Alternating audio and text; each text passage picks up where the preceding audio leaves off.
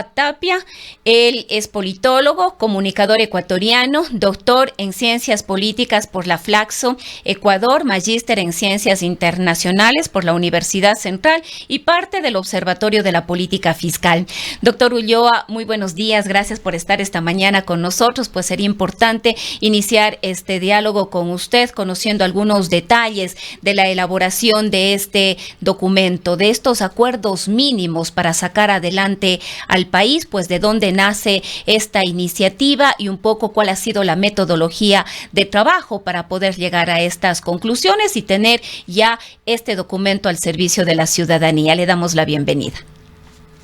Muchísimas gracias, le expreso un cordial saludo, pero además mi gratitud por la generosidad en el sentido de darme unos minutos para explicar respecto de un trabajo de investigación que nos tomó cerca de un año, en el sentido de que nosotros pudimos explorar en un periodo de tiempo que va entre el 2007 al 2025 cuáles son aquellos puntos de encuentro en donde tanto los planes de gobierno de las organizaciones políticas, los planes nacionales de desarrollo y las distintas propuestas de la sociedad civil convergen. Y claro, entre los hallazgos nosotros pudimos identificar que en el país hay más coincidencias, más similitudes, más posibilidades del diseño de un país a mediano y largo plazo que las diferencias, que las distinciones. En este sentido, el libro lo que nos dice con plena claridad es que sirve como un antídoto en contra de la polarización, porque no es un texto que contesta o que descalifica al otro, sino que más bien busca los matices, los puntos de equilibrio, pero sobre todo aquellas coincidencias que como país nos permite pasar del diagnóstico a identificar las propuestas y sobre la base de aquello mirar qué alternativas a mediano y largo plazo se pueden establecer. Sin embargo, la metodología habría que decir que parte de algunas experiencias exitosas, como en su momento fue los pactos de la Moncloa en España, lo que sucedió en la concertación en Chile, en términos de que identificamos primero un dato que es revelador. En muchos de los casos el dato es un dato problema o es un dato de extrema sensibilidad para que sobre la base de la evidencia, es decir, sobre la base de algo muy concreto, nosotros tomemos decisiones. Y voy a poner un ejemplo. Un dato concreto sobre inseguridad y violencia, aun cuando no sea el único, pero sí es el más importante. Por ejemplo, es el número de muertes violentas por cada 100.000 habitantes. En el Ecuador, al año anterior, cuando cierra el estudio, registrábamos entre 40 y 45 muertes violentas, lo que quiere decir es que a partir de este dato hay que tomar decisiones.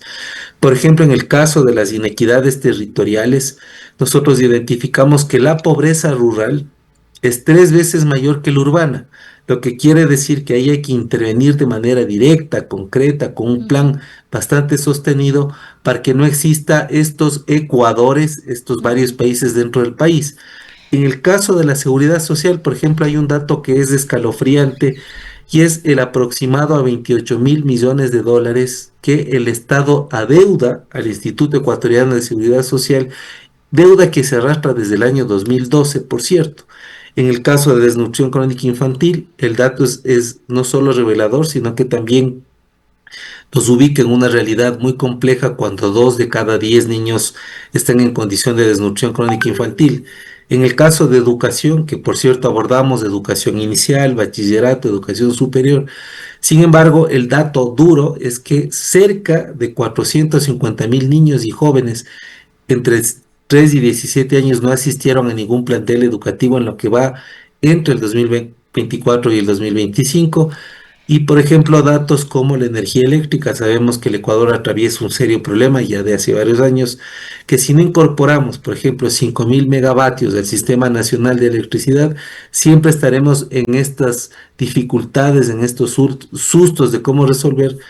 Y otro dato, por ejemplo, para no quedarme solo en la parte estadística de la identidad y la inclusión social, cuando apenas 1 de cada 10 ecuatorianos cree en el otro. Es decir, hay la urgencia de la recomposición del tejido social en el sentido de que no se puede tener una convivencia pacífica, credibilidad en las instituciones, respaldo de la ciudadanía, las distintas iniciativas de donde provengan, si desconfiamos incluso hasta de nuestras propios familiares. Ahora, doctor Ulloa, quizás es importante mencionar que estos resultados surgen de haber analizado las propuestas o los planes de gobierno de lo que fue las elecciones 2025, del Plan Nacional de Desarrollo, pero además de otras instancias. No sé si la academia, las organizaciones sociales, valdría la pena un poco profundizar en esto también. ¿De dónde salen estos acuerdos? ¿Cómo llegamos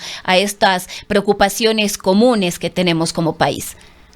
Bueno, en un país en donde la opinión pública está saturada de la polarización, porque aparentemente dos fuerzas controversialmente opuestas todo el tiempo se descalifican, en este documento nosotros demostramos que tal polarización en la práctica no existe. ¿Por qué voy a explicar aquello?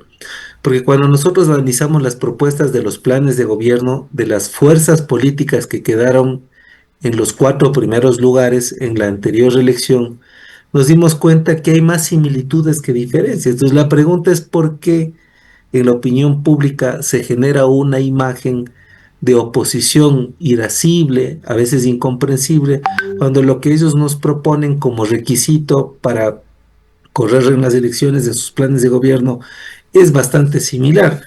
Luego, lo segundo, cómo esto se ata al Plan Nacional de Desarrollo, en este caso 2025-2029, y a su vez también cómo las distintas organizaciones de sociedad civil de todo el país han venido haciendo una cruzada nacional para proponer cosas que en el mejor de los casos tendrían que llegar a los actores que deciden sobre el diseño de política pública y trazar una orientación bastante clara.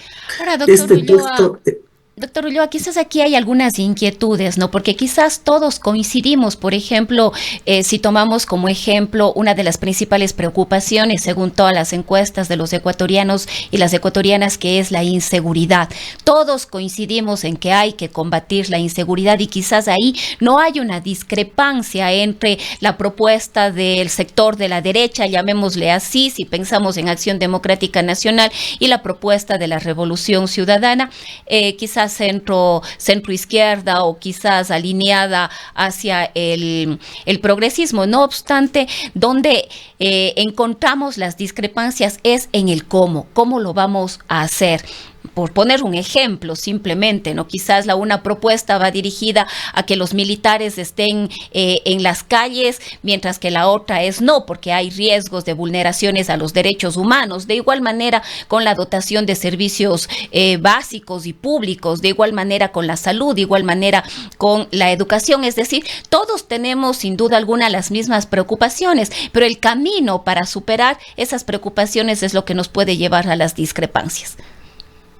bueno, indudablemente el cómo muchas de las veces se diluye en acuerdos porque el protagonismo o la excesiva sobredimensión de quien personaliza las propuestas hace que se entre en el conflicto.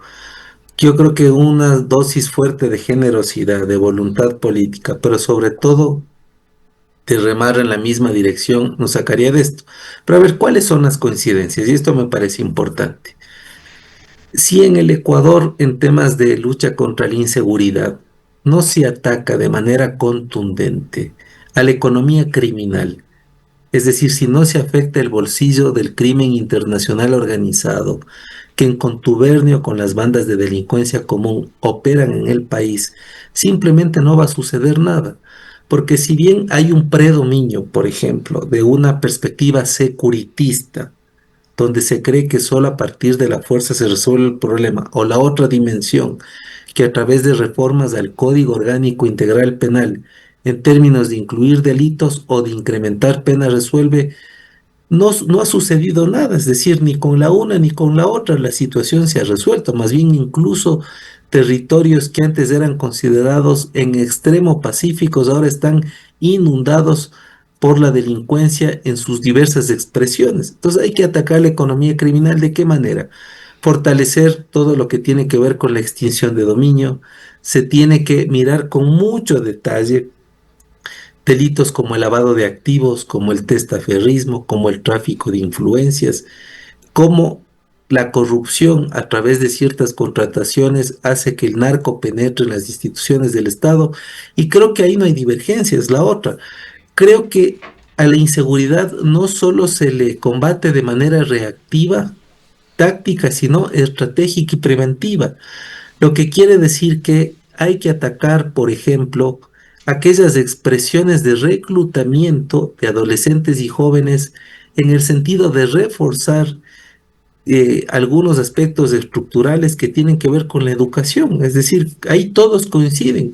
Cuando digo educación, ¿a qué me refiero? Hay que mejorar el acceso a la educación en todos niveles, inicial, bachillerato superior.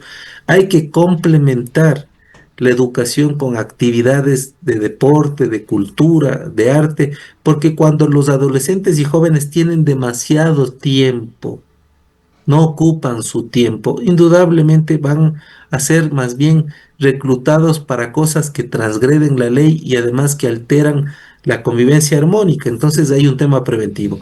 Otro en lo cual coinciden todas las fuerzas políticas es que hay que rediseñar el sistema de administración de justicia, pero específicamente en lo que tiene que ver con el ingreso de los operadores de justicia, con la amplitud del número de operadores de justicia. Por ejemplo, la Fiscalía está en déficit de fiscales, con lo que tiene que ver con la relación en diseño institucional, en donde el Consejo de la Judicatura tiene que ser replanteado. Y también una coincidencia muy importante en este tema de combate de la inseguridad y la violencia es que también hay que reforzar indudablemente, yo no diría ni tanto reforzar, creo que la palabra es reinventar el sistema penitenciario.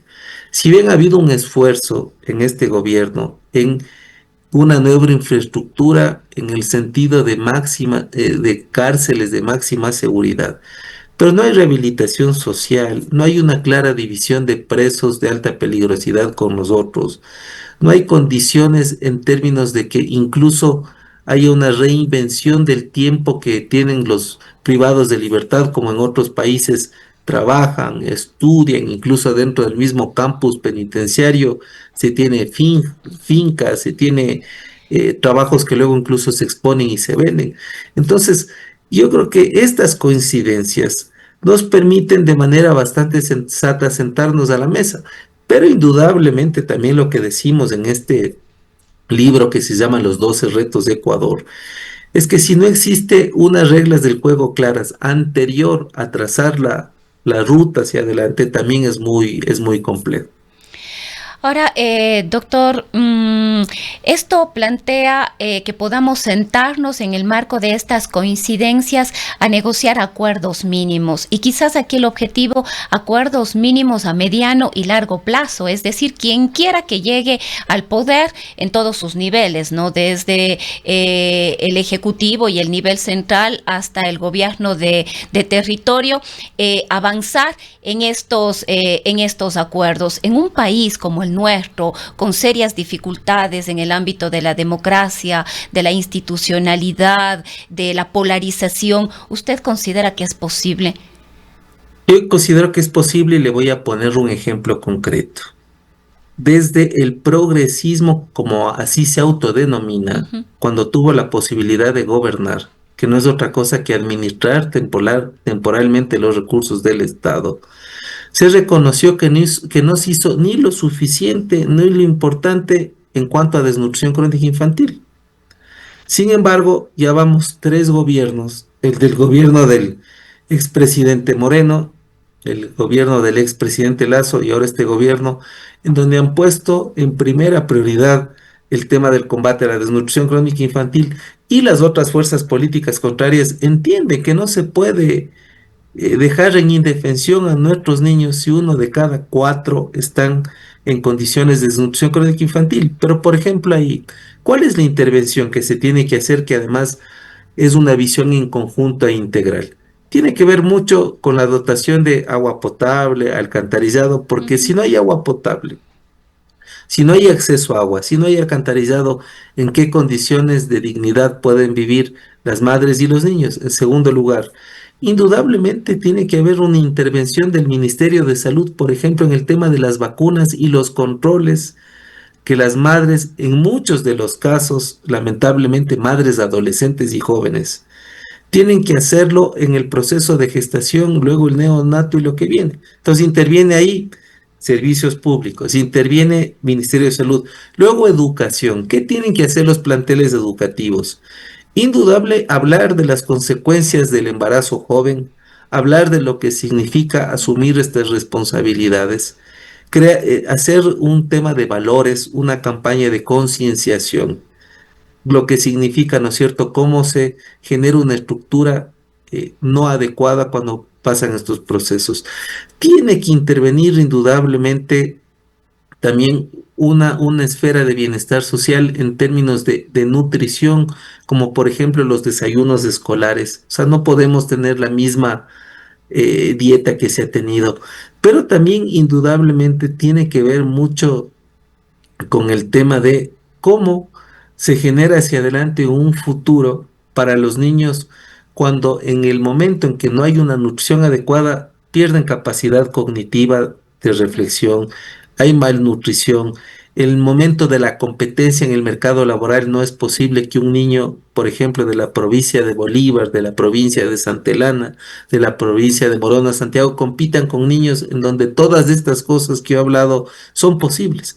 Entonces, la desnutrición crónica infantil nos pone de cara al espejo de decir que sí es posible acuerdos. Ujú. Acuerdos como este, en donde los unos ya reconocen que no hicieron, pero que están dispuestos a colaborar, y los otros han mantenido un proceso cambiando algunas cosas, pero no dejando de darle prioridad a un tema de política social como este. Ahora, doctor Ulloa, la pregunta del millón, ¿cómo avanzamos en estos espacios de encuentro y ya de firmas de estos acuerdos mínimos, ¿no? Porque de todas maneras esto implica todo un proceso de negociación en el que deben estar involucrados quienes son los responsables de la ejecución de la política pública, pero también de alguna manera el ciudadano, las ciudadanas con esa fiscalización desde el sector civil, las organizaciones sociales. Entonces, quizás la pregunta es cómo avanzar. Me parece que este ya es un trabajo fundamental, un documento muy válido para arrancar con este proceso, pero cómo avanzar en aquello. Bueno, hay que avanzar en distintas velocidades e intensidades. La primera, que es sumamente importante, es establecer un mensaje claro que en el país lo que hay es propuestas. Es decir, este país, como algunos creen que no tiene salida, en cambio nosotros les estamos diciendo que al contrario, hay un conjunto de propuestas acumuladas en el tiempo que establecen que los problemas hay que atacarlos desde lo estructural. Segundo, hay que entrar a la lucha en contra de la polarización. Y por una cosa concreta, cuando hay polarización, lo que nosotros miramos en la cotidianidad es un intercambio de insultos, de descalificaciones, de improperios. Es decir, los actores que están polarizando no hablan sobre propuestas, no hablan sobre los temas que nosotros estamos hablando, nos tienen entretenidos en el insulto. Entonces, cuando hay propuestas, se comienza a caer esta estrategia de la polarización, porque comenzamos a darle importancia a los temas esenciales del país, es decir, comenzamos a discutir sobre lo que realmente se necesita. Y yo creo que ahí hay un momento de opinión pública o de disputa contra la polarización muy fuerte. Es decir, tenemos que crear espacios para hablar más de propuestas que de estos dos actores que se han beneficiado electoralmente insultándose. Luego la tercera. Este texto, que está en digital y unos pocos ejemplares en impreso, están siendo entregados a los líderes que tienen poder de decisión tanto en las distintas funciones del Estado como en los diferentes niveles de gobierno. Y además estamos, ¿no es cierto?, haciendo una cruzada nacional en distintas universidades del país, en donde hemos abierto foros, en donde intervienen actores de todos los sectores, en el sentido, primero, de que conozcan la propuesta, segundo, de que le enriquezcan, tercero, también que la critiquen, y cuarto, crear un ambiente en donde el país ponga en primerísimo lugar la necesidad de trazar una orientación hacia adelante. Y luego lo último que nosotros pensamos es que estas propuestas, que insisto, son insumos para el diseño de política pública, nos invitan a hacer un trabajo en talleres, en mesas de discusión, con quienes en este caso van a ser reelectos en el mes de noviembre y con quienes permanecen en sus curules en la Asamblea, y también indudablemente este documento se va a entregar al Ejecutivo y a las organizaciones políticas. Ahora, esto parte mucho de la voluntad política de quienes llegan al poder, de quienes ostentan el poder, quienes están en el poder, y implica también ceder posiciones, porque a menudo vemos en este marco de polarización y de otras diferencias políticas, es que si el Ejecutivo no tiene una buena relación, no le gusta, no le cae bien, es oposición, tal o cual alcalde, pues con ese alcalde simplemente no trabajo.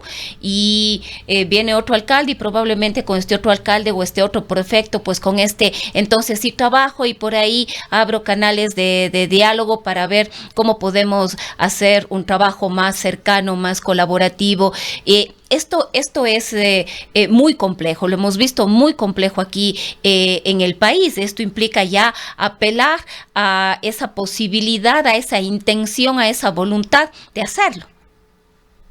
Indudablemente, pero habría que decir algo históricamente: ningún acuerdo que ha sido sostenido en el tiempo, con compromisos, responsabilidades y recursos, se logró de un día para el otro. Por ejemplo, el caso de los pactos de la Moncloa en España son en plural, y digo pactos porque duraron 8 años, donde las fuerzas políticas que en su vida se hubiesen imaginado sentar a la mesa lo hicieron, por una razón concreta, porque llegó a ser tan fuerte la incidencia de la sociedad civil, de los gremios, de las universidades, de las organizaciones, de líderes de diferentes sectores, que no les quedó más que a los políticos acatar lo que la sociedad en su mayoría establece. Entonces yo creo que en el Ecuador es el momento de establecer una estrategia en donde se condicione de manera total el respaldo a los líderes que toman decisiones, si no hacen caso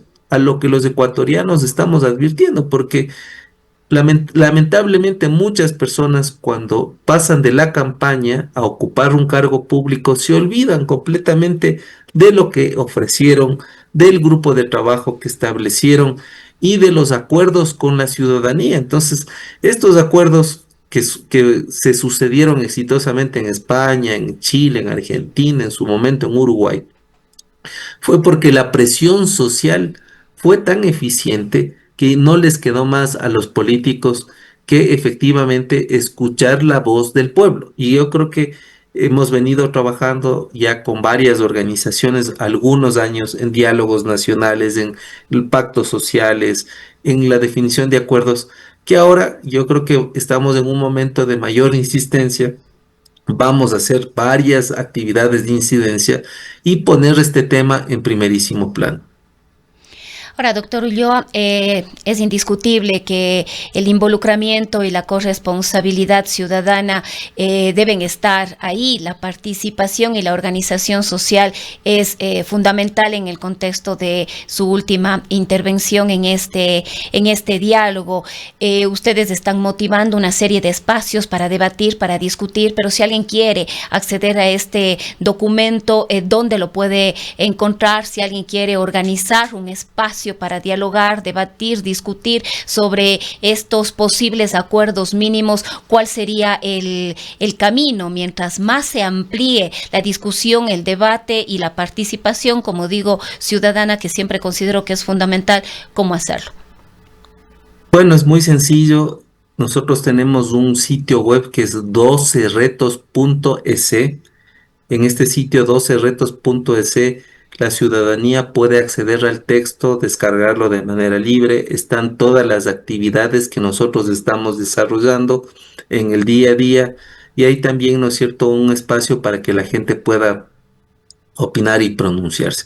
Entonces, vuelvo a repetir, es 12retos.es. Es muy fácil de acordarse, 12 retos de 12 C. en Y ahí, número, pues, 12 en letras.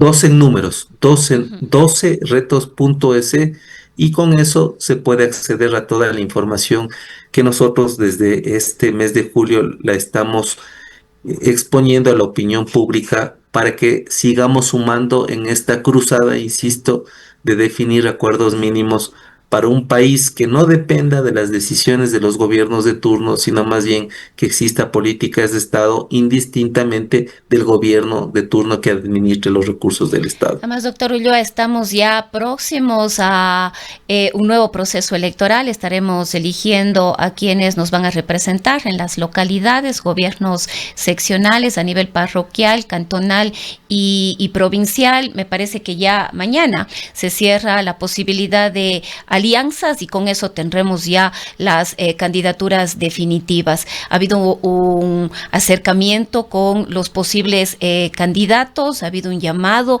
con las precandidaturas y quienes muy posiblemente nos van a representar, que ya a partir de noviembre de este 2026.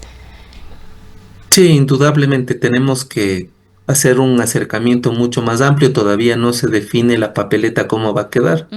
Hemos visto que cada proceso electoral lamentablemente está atropellado tanto por temas de fondo como de forma. Es decir, los ciudadanos todavía no podemos decir en estricto sentido mucho porque no están definidas las candidaturas. Fíjese en que en algunas ciudades ya se ponían algunos nombres de candidatos para una alcaldía, luego están para otra y así sucesivamente. Entonces, vamos a estar muy expectantes y en función de cómo quede indudablemente esas papeletas, porque hay que conversar con todas las organizaciones. Un acuerdo nacional no es con una organización, es con todas las organizaciones. Nosotros iremos informando qué resultados, y quiero ponerme muy positivo, optimista, alcancemos de estas conversaciones. Bien, doctor Ulloa, queremos agradecerle por habernos acompañado esta mañana. Siempre mi gratitud, un excelente fin de semana y no se olviden 12retos.es, ahí pueden acceder al texto. Muchas gracias, muy amable.